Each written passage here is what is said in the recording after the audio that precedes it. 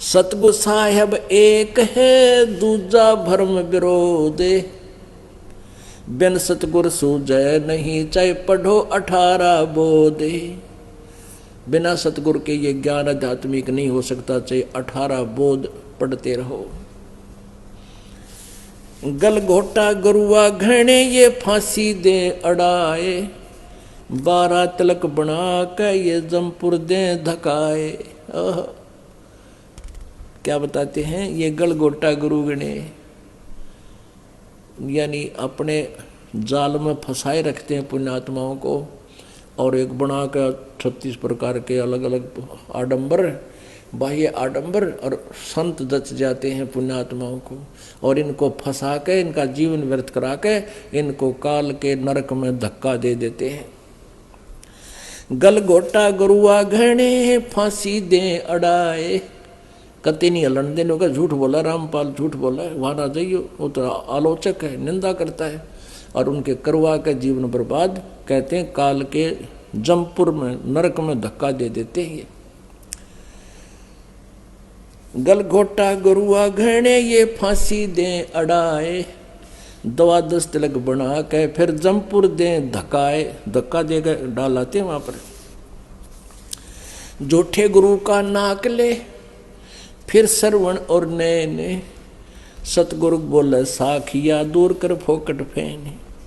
झूठे गुरु को झटक दे से स्वामी को फूके, या मैं दोष जरा नहीं शब्द कहा हमको के। अपनात्माओं कहते झूठे गुरु के तो नाक और कान काट दे, यहां तक प्रमाण दिया है, क्योंकि इतने अनमोल जीवन को बर्बाद कर रहा।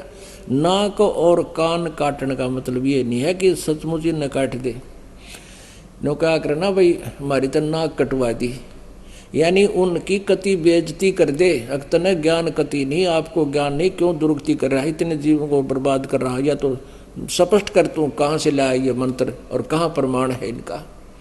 यानी शिष्टाचार से विरोध करना, किसी के साथ अभद्र तरीका भी नहीं बरतना, यानी उनको कति बेनकाब कर देना, नाक और कान काट देना।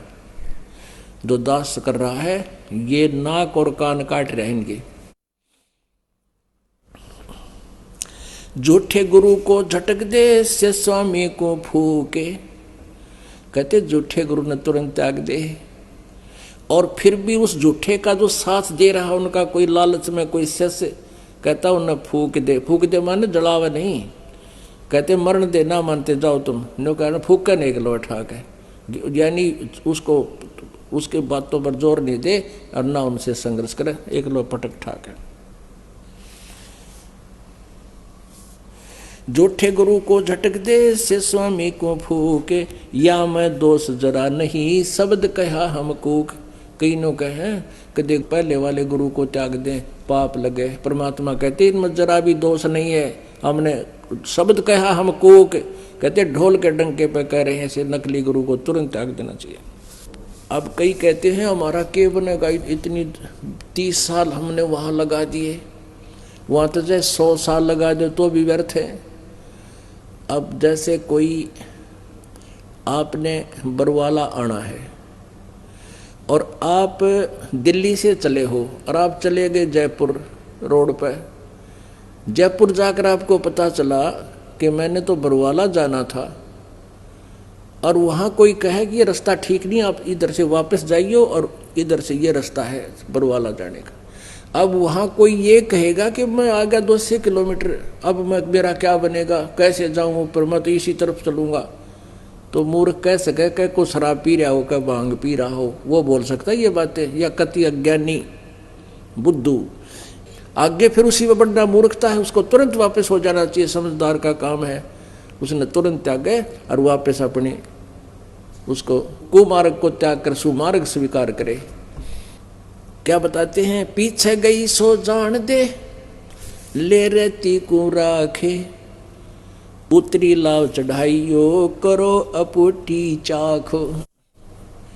अब पहले परमात्मा की उदाहरण दे रहे हैं कि पहले जो कुआं होता था और कुएं से एक तो रहट लगा कर सिंचाई करते थे, रहट हरहट, एक पुली होती थी, बहुत बड़ा व्हील, और उसके ऊपर चैन लगा दिया करते थे। वो बहुत लंबी कुएं के पानी तक लटक जाती थी, और वो पुली के ऊपर से उसको डबल करके वेल्ड कर देते थे। उसका बाल्टियाँ वेल्ड कर देते थे और पानी चलता था, वो घूमती थी, ऊपर जल खाली हो जाता और नीचे बाल्टियाँ भरकाती, ऊपर खाली हो जाती। ये तो अरहट था।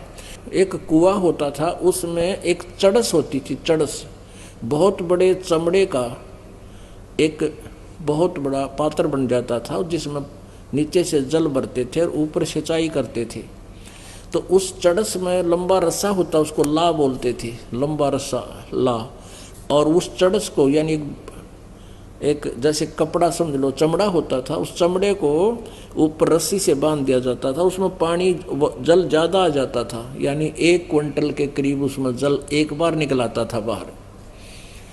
उसको भर के, और एक पुली होती थी, पुली जैसे पुराने कुओं के ऊपर बाल्टियाँ से पानी निकालते हैं, एक लोहे की पुली होती है, उसके ऊपर रस्सी डालकर रस खींचने में बहुत आसानी हो जाती है।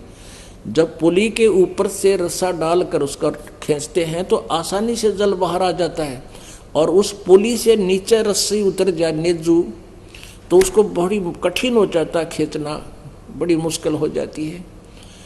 और फिर उसको ऊपर उस पर चढ़ा ले, उस पुली पर उस ला को रख ले तो बहुत आसानी हो जाएगी। तो यहाँ कहते हैं पीछे गई सो जान दे, ले रती को रखे, उतरी ला चढ़ाइए, करो अपूठी चाख। कि तुमने शास्त्र विधि अनुसार साधना त्याग के उस पुली से नीचे रस्सा कर लिया, अब पूरा जोर लगा रहे हो और वो काम बन नहीं रहा। कहते इसको फिर से उसी पुली पर रख लो, उस ला को पुनः उस पुली पर रखो और फिर आसानी से आपका वो काम सरेगा।